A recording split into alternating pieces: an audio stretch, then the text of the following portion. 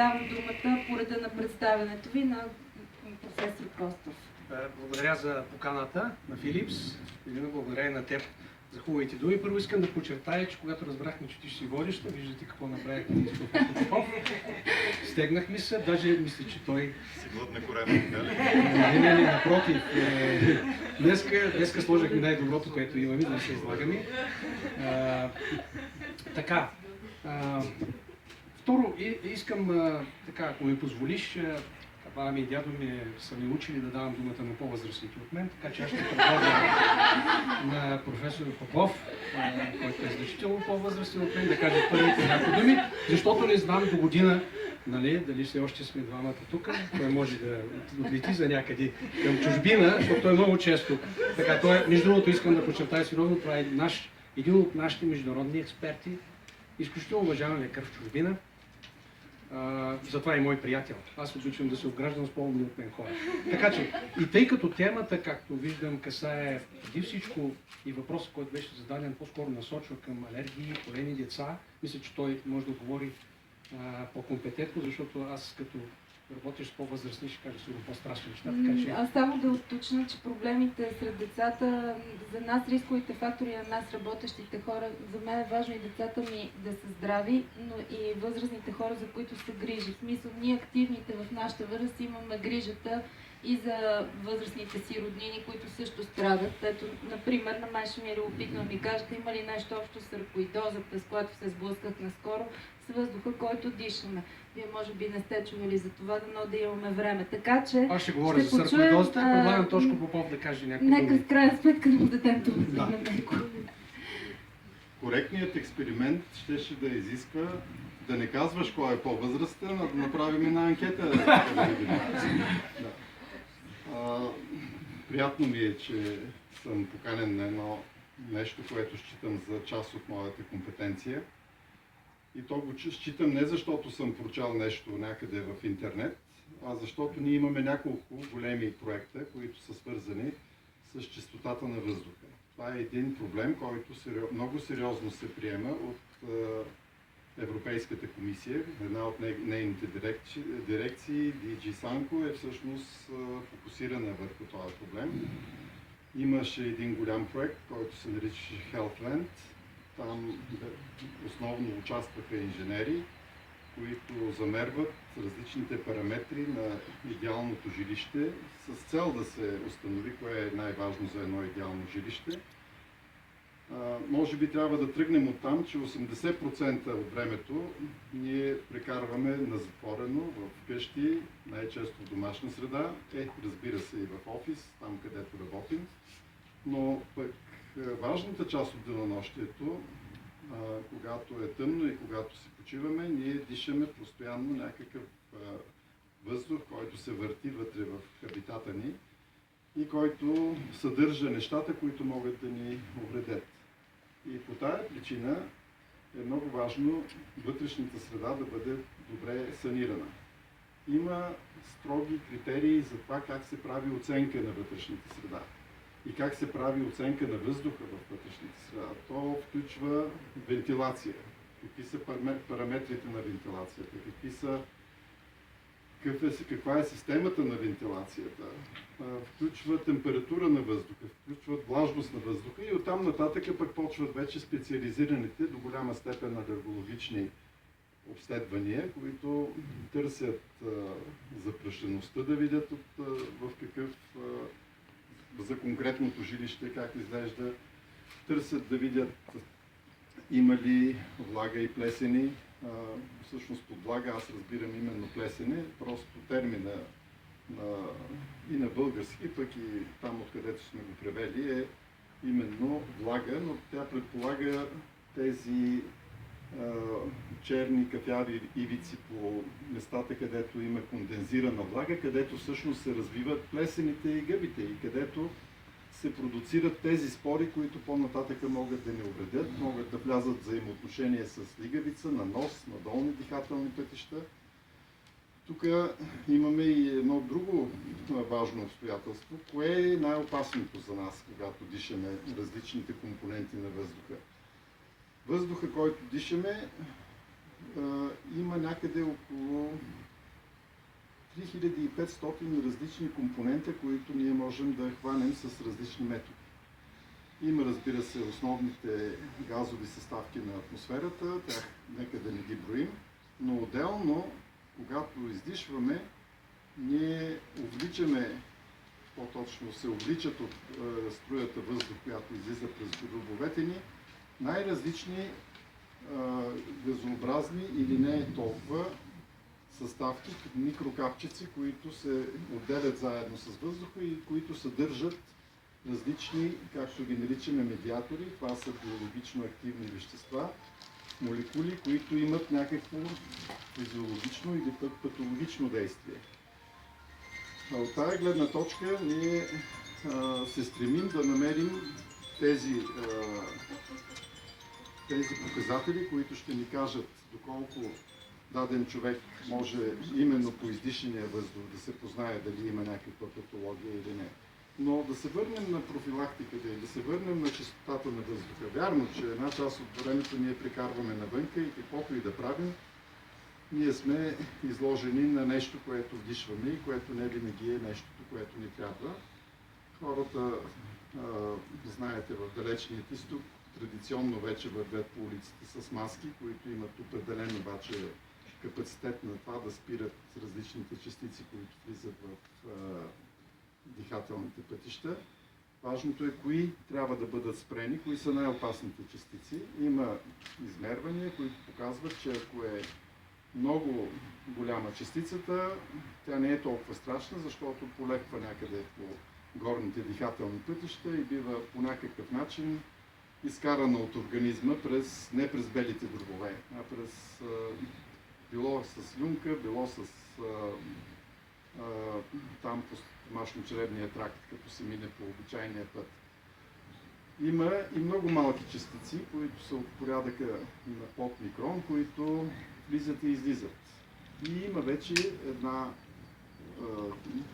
група частици, някъде между 1 и 10 микрона, които, по-точно между 1 и 5 микрона, които могат да влязат и да останат в белите дробове и там да се окажат неблагоприятното действие. То може да бъде свързано с алергия към съставки, молекули в тези частици или пък с токсично действие на тези частици, както е с отработените газове, както е с частиците, които се отделят в различните производства.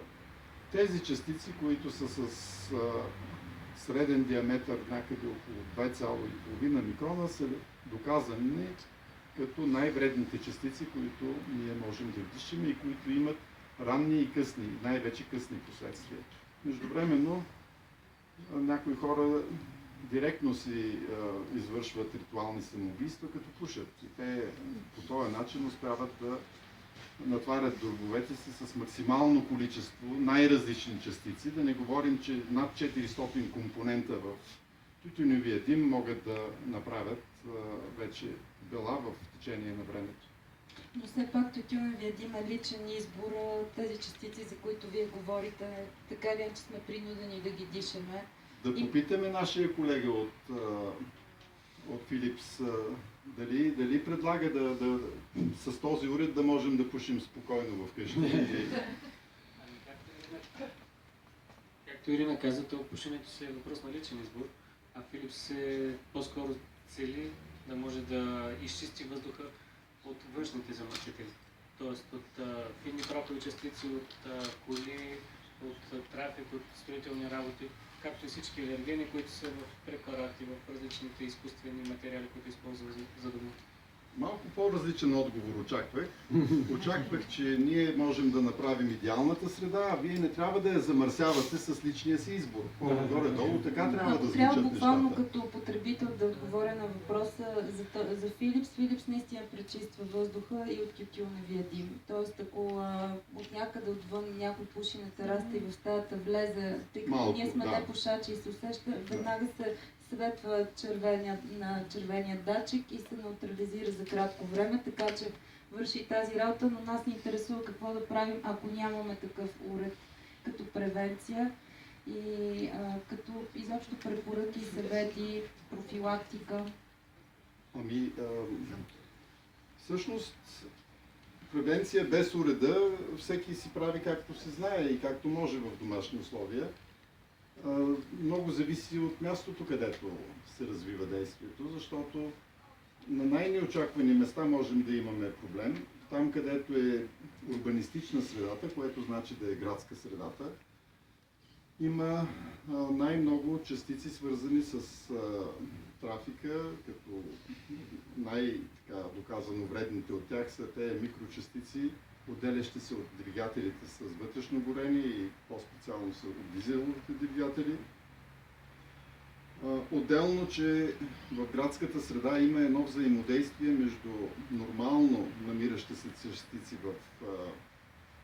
от органичен произход в околната среда и тези частици, които са много агресивни, свързани с дейността на двигателите и не само с тях, които идват отвънка. Тук говорим и за ионизирани иони, които са свързани пък с безброй други неща, които могат около нас да тихичко да бръмчат и да функционират.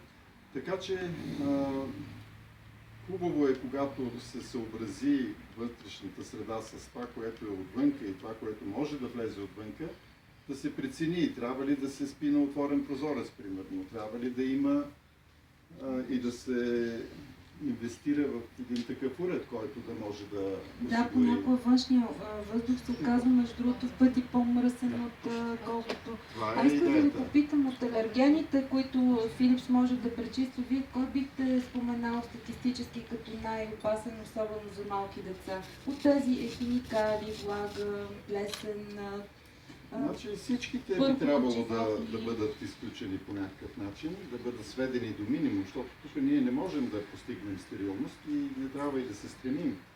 Тук въпросът е да сведем тези алергени до някакъв праг, от който нагоре се получават истинските неприятни симптоми. Примерно, много важно е да може да се отстранят косъмчетата от котката по някакъв начин. Те са микроскопични, много пъти не се виждат. Това е животното, което отделя много силен и активен алерген. Той е фермент всъщност със слюнката си. С влизането го лепи на малките косъмчета, те хвърчат навсякъде и създават някой път много тежка сенсибилизация и при малки деца, и при възрастни. Доколко този уред може да се справи в проблема, не знам. Трябва да направим един експеримент, ако искате, но С космите не идеята е... толкова, колкото с първата, нали? Примерно, аз почвам от по-екзотичните Да. неща, но има класическите алергени, които са навсякъде във вътрешната среда, на височина под 3500 метра, говорим в случая явно за България, където могат да се развиват така наречените микрокърлежи, които ги има в Да, различни акарите ли концентрации. са? Това са акарите. Аз се опитвам на български да го кажа и заради Не, това тъй го като станаха наричам. популярни, нали, че ги има Да. в заливките, в Да. славниците, дюшеците. Но акари има и големи акари, Да. които хапят и Домашни. които... Мгм. Говорим за микрокърлещчета, които не се виждат. То могат да се видят, Но се ако втишват. човек е по-млад като моят приятел и има остро око, но макар че и за майче ще затвяват очила за тази работа. По-малък медиоктър от това. По този начин те създават една алергенна среда около себе си, най-вече в спалните, където се размножават най-вече чрез Кои са- метаболитните. Извиня, спалните, кои се размножават? Ами, и кърлежите, и микрокърлежите. И съответно те успяват с тези метаболити свои, да кажем директно с екскрементите си, да алергизират максимално средата. Сега в наше време ние вече не говорим просто за извлек от кърлежи, който да прави белата. Ние успяваме по наши вече молекулярни методи да видим кои са конкретните молекули с най-голяма алергенна сила. Тоест ние кърлежовият алерген, който на времето директно прилагахме за десенсибилизация на пациентите с сенсибилизация към микрокърлежи, сега го разделяме на различни компоненти и знаем кой е компонентът към при дадения индивид, който всъщност прави делата. Но да се върнем на уреда, с този уред със сигурност може да се намали тази компонента в средата, която е носена от въздуха. И това е, което всъщност влиза в дихателните пътища. Сега, ако много интензивно някой се размножава в спалнята, той може да дигне прах и по този начин да увеличи. И тогава много силно трябва да, на максимално трябва да работи и уреда. И така поне си мисля. Да, тъй като